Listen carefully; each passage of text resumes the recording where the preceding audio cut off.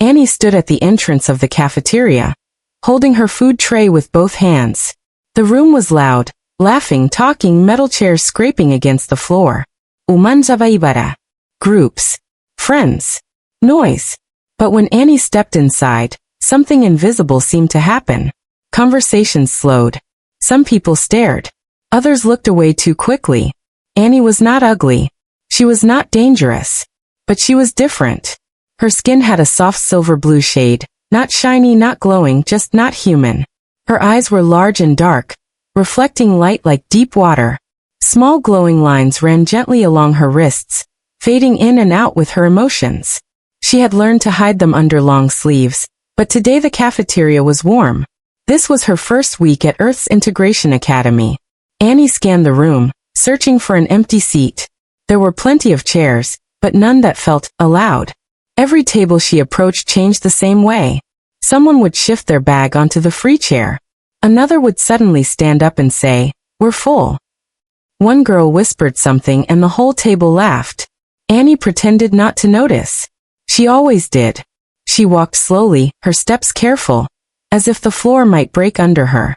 Her species, the Lyrans, were peaceful explorers. They had come to Earth to learn, not to conquer. But humans had grown up on movies where aliens invaded, destroyed cities, stole bodies. Annie was paying for those stories. She stopped near a table of athletes. One boy looked up at her, frowned and said, Sorry. Reserved. Reserved for who? The empty air? Anni nodded politely. It's okay, she said softly. Her voice had a gentle echo, like sound passing through water. She turned away quickly before her eyes could burn. Lyrans did not cry the same way humans did. Their sadness glowed, and she did not want anyone to see the faint blue light forming under her skin. At the far end of the cafeteria, near the wall, she found a small empty table. Just one chair. Alone.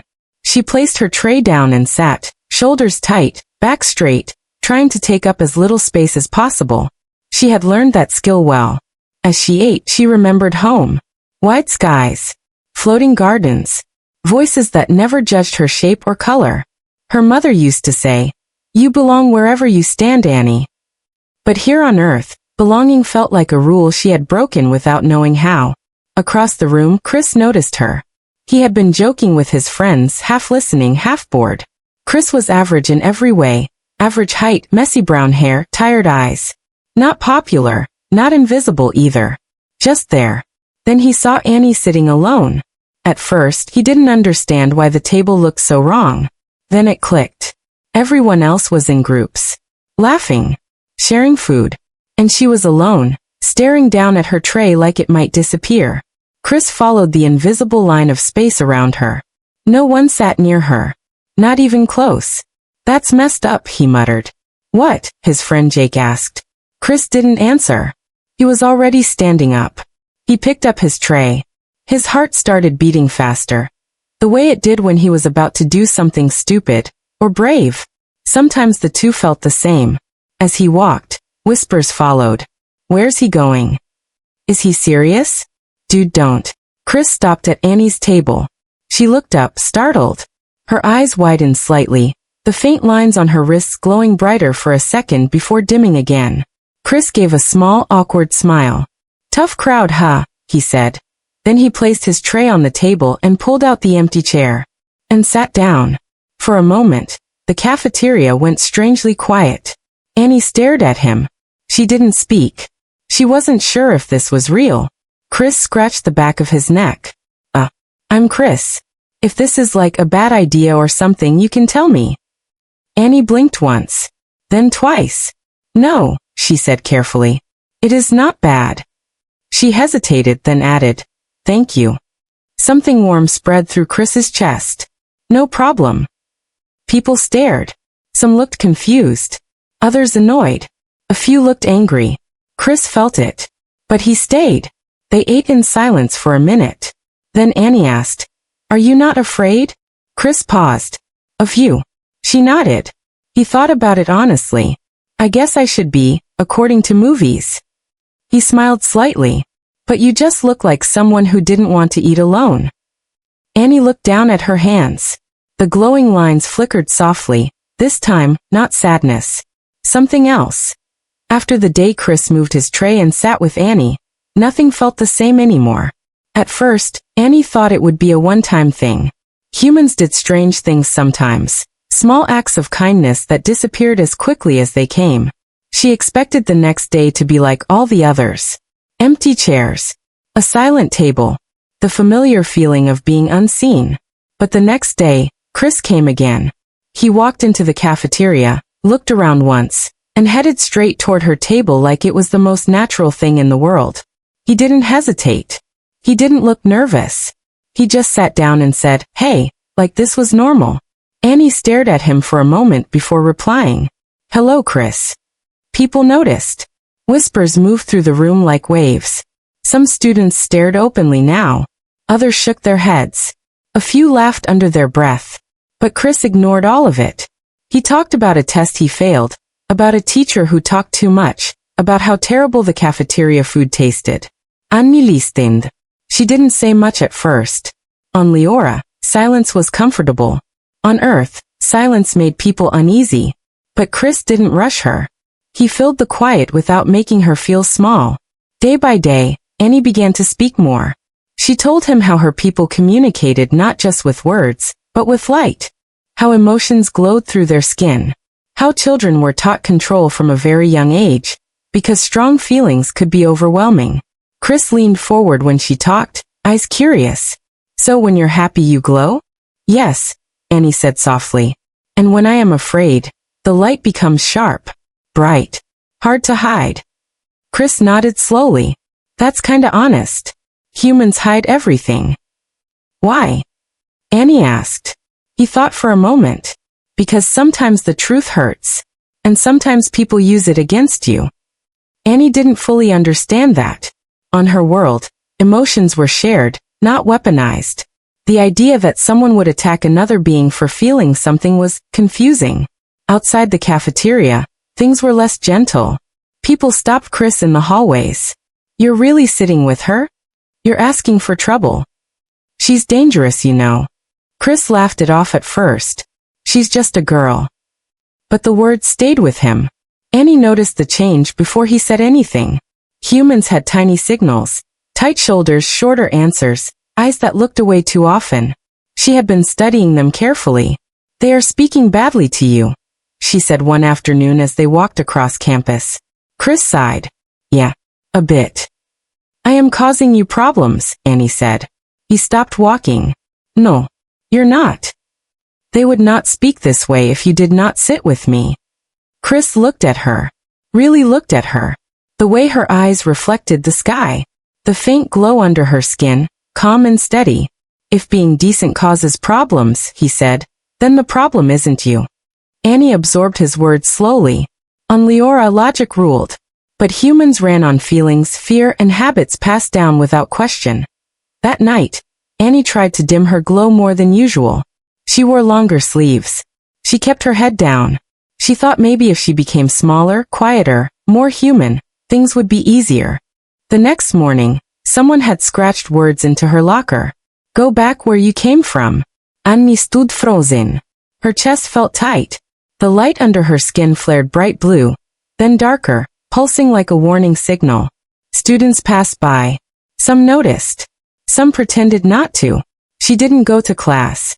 She walked outside instead, to a quiet area near the trees where the noise of humans faded into the background. She sat down and wrapped her arms around herself, trying to slow her breathing. On Leora, she would not have been alone. Chris found her there. He didn't say anything at first.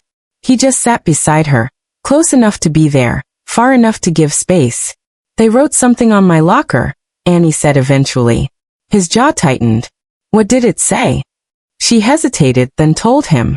Chris stood up so fast the leaves around him shifted. "That's not okay." "This place does not want me," Annie said quietly. I think maybe I should leave." Chris turned to her. "Is that what you want?" Annie looked down. "No." "Then don't," he said firmly. "But I am tired," she admitted. "Tired of being strong." Chris sat back down. His voice softened. "You don't have to be strong all the time. Not with me." Something in Annie's chest loosened. The glow under her skin changed. Not bright, not sharp. Warm. That was when she realized something important. Chris wasn't just being kind. He was choosing her. After that, Annie trusted him in ways she hadn't trusted anyone on earth. She told him about the reason she had been sent here. Not just for education, but as part of a test. Humans were being watched. Not for war. For understanding. If humans cannot accept one of us, she said, then our worlds will remain distant. Forever. Chris swallowed. That's a lot of pressure. Yes, Annie said. And I am failing. No, he said quickly. You're not. You're just surrounded by people who haven't learned yet. But the tension was growing. The stares became harder. The comments louder. And Annie's control, so carefully trained, was being tested every single day. Neither of them knew that soon, the entire school would be forced to see what Annie truly was. Not a threat. Not a symbol. Just a girl who wanted to belong. The day everything broke apart started like any other. Annie woke up early, her mind already heavy. She stood in front of the mirror in her small dorm room and adjusted the sleeves of her uniform, pulling them down to hide the faint glowing lines on her wrists. The glow was calm but tired. She felt tired too. She remembered Chris's words from the day before. You don't have to be strong all the time. But today, she felt like she had no choice. When Annie entered the cafeteria, the noise dipped for just a second. Not silence. Never silence, but awareness. Eyes followed her. Conversations bent around her presence like water around a stone. Chris waved from their usual table. She walked toward him, heart steady but cautious. Sitting with him had become the safest place in the entire building. A small island in a loud, uncertain world. They talked quietly while they ate. Chris complained about an upcoming exam. Annie smiled, even laughed softly. For a moment, things felt almost normal. Then someone walked past their table and bumped Annie's shoulder. Hard. Her tray slipped. Food hit the floor. The sound echoed louder than it should have. I'm sorry, the boy said flatly, but his smile said he wasn't. Anni froze. Embarrassment rushed through her, sharp and sudden. On Leora, accidents were met with shared emotion, quick understanding. Here laughter followed. A few students snickered. Someone whispered, careful, she might explode. Her glow reacted before her mind could stop it. Blue light surged under her skin, brighter than ever before. The lines on her arms pulsed. The air around her hummed softly, like a distant storm. Chris stood up immediately. Hey, that's enough. But the boy didn't stop. What?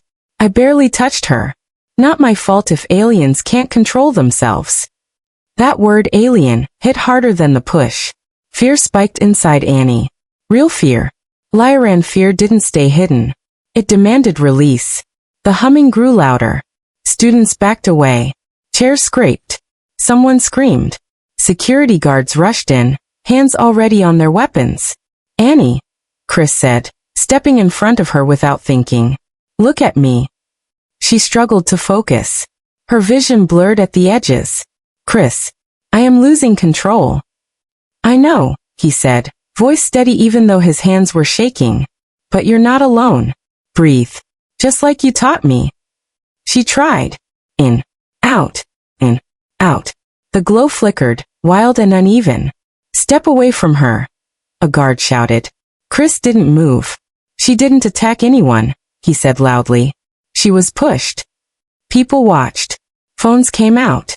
Cameras recorded everything. Annie felt exposed. Every emotion written in light across her body. Fear. Shame. Confusion. Pain. This was what humans were seeing. Not power. Pain. Slowly, very slowly, the glow softened. The humming faded. Annie sank back into her chair, exhausted. Security hesitated. The cafeteria was silent now. Later that day, the video was everywhere. A human boy standing between a scared alien girl and a crowd. His voice shaking but firm. Her glow telling a story no words ever could. People argued online. Some said Annie was dangerous. Others said she was provoked. For the first time, humans weren't just guessing what an alien felt. They could see it. The academy called an emergency meeting. Annie expected punishment, detainment, maybe removal from Earth. Instead, the head coordinator looked at her and said, "We failed you." Annie didn't know how to respond. Over the next few days, something strange happened. Students approached her. Not all at once. Not loudly, but carefully. One girl asked, "Does it hurt when you glow like that?" A boy said, "I'm sorry for staring before." Another quietly asked if they could sit with her and Chris. Annie looked at Chris unsure. He smiled. "Your choice." She nodded. In the cafeteria, the empty chairs around their table slowly filled. Not everyone changed. Some never would. But enough did. One afternoon, as sunlight streamed through the cafeteria windows, Annie looked around and felt something unfamiliar but beautiful. Ease. She turned to Chris. "Why did you stand in front of me that day?" He shrugged. "Because someone had to." "That is not logical," she said. He grinned. "Yeah. Humans aren't great at logic." She smiled back, her glow soft and warm, visible unhidden. For the first time since arriving on Earth, Annie felt something close to home. Not because everyone accepted her, but because one human chose to see her. And that choice changed everything.